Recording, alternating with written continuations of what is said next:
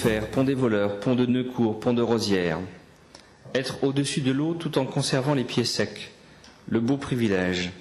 Passe l'eau et repasse, et nous autres comme couchés sur elle dans son lit de bronze miroitant, parsemé de chevelures d'algues. Est-ce la vie alors que contemplent en dessous de leurs bras noués les amoureux innombrables qu'attirent les ponts sur les rivières? Leur vie ballottée au loin de leur cœur qui palpite et qui n'ose encore tout à fait s'ouvrir. Je fus amoureux fou à 10 ans, puis à 11, puis à 12, et cela jamais ne s'est arrêté. Sinon qu'ensuite je fus éternellement, et le suis encore, amoureux de la même. Ah, mes petites filles de jadis, aux yeux bruns ou bleus, petites estompes aux senteurs de pommes, qui sont devenues des femmes ou des mortes.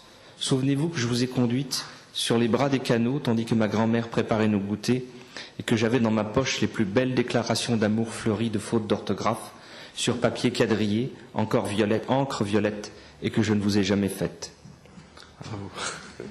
Alors ça, c'est des regrets ou c'est de la mélancolie? Non, ce sont des constats. C'est vrai que il y a un âge dans la vie où on est fou amoureux, mais on n'ose jamais le dire.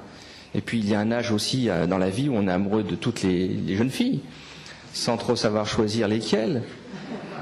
Lorsqu'on a cet âge-là, justement, 10 ans, 12 ans, on croit périr d'amour après un chagrin d'amour, et puis 2 jours après, on va mieux. Et l'autre jour, dans un film, j'ai entendu un dialogue qui était, je trouve, extrêmement juste et drôle. Un personnage disait, ma mère ou ma grand-mère disait toujours que l'amour c'est comme l'autobus. Si on en rate un, il suffit d'attendre à l'arrêt le suivant. Et j'avais trouvé ça remarquable. Donc il y a des moments dans la vie où les autobus passent plus souvent que d'autres. Hein. Et puis il y a d'autres moments où malheureusement ils ne passent plus.